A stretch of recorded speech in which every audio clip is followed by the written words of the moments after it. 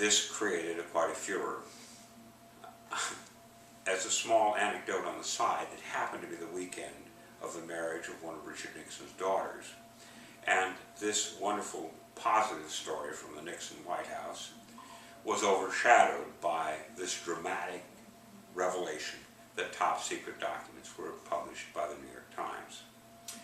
The President Nixon, was outraged, as were members of his administration. He, on Monday, began the process of shutting down the New York Times from publishing these Pentagon papers. He first sought, the Justice Department, under Attorney General John Mitchell, sought an injunction in New York federal court to shut down the New York Times, and was granted a temporary restraining order. The New York Times was forbidden to publish any more of the papers. Of course, that court judgment in New York didn't apply in other states, and it turned out that Ellsberg had extra copies, which he had been given to the Washington Post. And so the Washington Post began publishing them, and then the federal government, Nixon and Mitchell again, sought and got a temporary restraining order against the Washington Post. But then it was the Boston Globe, and then it was the Los Angeles Times, and then it was the St. Louis Post-Dispatch. And finally, the case was consolidated and sent by an expedited petition to the U.S. Supreme Court. That Supreme Court case, which included the New York Times and all the papers that had been publishing, was essentially a case of whether any of these newspapers were entitled to publish these top secret papers that had been given to them. The top secret papers had, in fact, been stolen by Ellsberg, so they were stolen government property. And the government sought to argue that these newspapers were wrong for having published them. The case went to the Supreme Court, and the Supreme Court decided, by a vote of 6-3, that the temporary restraining orders against all of these newspapers had to be lifted, because those temporary restraining orders constituted a prior restraint. It's pretty clear that a temporary restraining order is a prior restraint. It's a ban from publishing any more papers. So by 6-3, the Supreme Court decided that freedom of the press would prevail in the United States. Although there were 3 votes that would have sustained the temporary restraining orders, it's important to note that all 3 of those members, in their separate opinions, they voted no against lifting the temporary restraining orders, but they made it very clear that they too, like the 6-vote majority, agreed with the principle of no prior restraint. Thus it was, in 1971, as in 1931, the Supreme Court of the United States weighed in on the principle that freedom of the press in the United States means no prior restraint. That is an important principle, and it's important to recognize what that means. The newspapers in this country are free to publish. There is no agent of the government in the news offices of any newspaper in the United States that says what can or cannot be published. Those newspaper articles are not vetted. They are not censored. There is no prior restraint. Now, after the fact, all newspapers are subject to potential civil penalties if they've engaged in libel. But this is a very hard case to prove.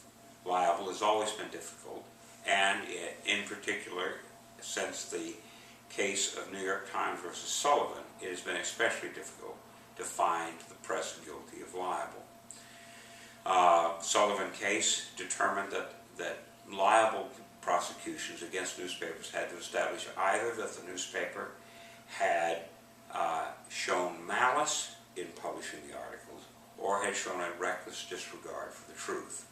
Both of those standards are very high standards for anyone who seeks to prosecute or to seek civil damages against the newspapers for libel. Now, there's a third case in this history of prior restraint cases. Remember Neer versus Minnesota? Minnesota sought to shut down Neer, prevent him from publishing additional articles. The Supreme Court ruled Minnesota could not do that.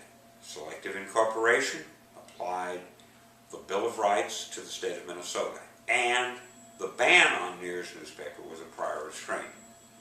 The Pentagon Papers, the U.S. government acted against a variety of state newspapers in various states, but it was federal action, and again, the principle was no prior restraint.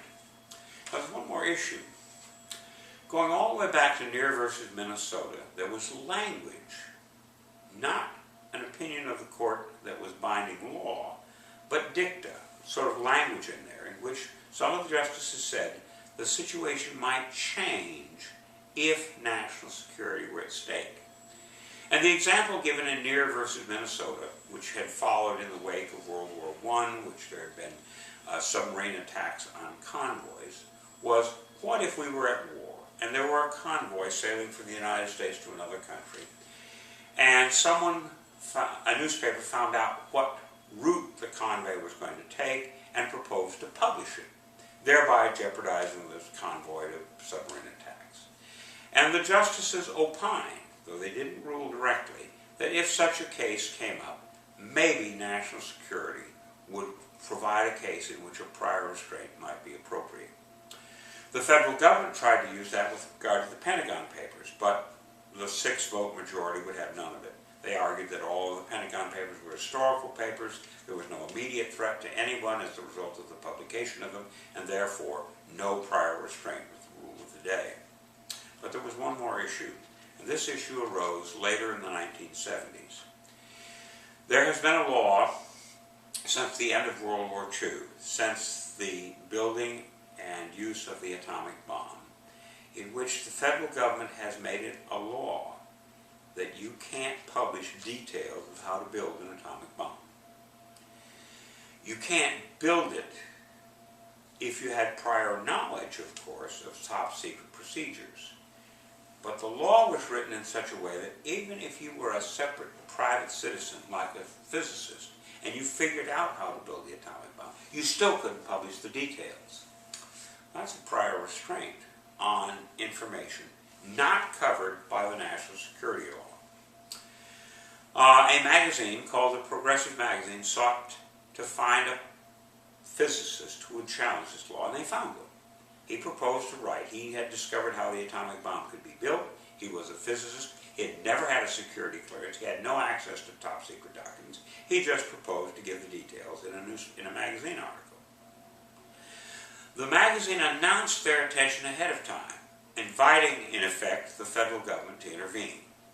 The federal government, the Attorney General under President Carter, intervened against the Progressive Magazine.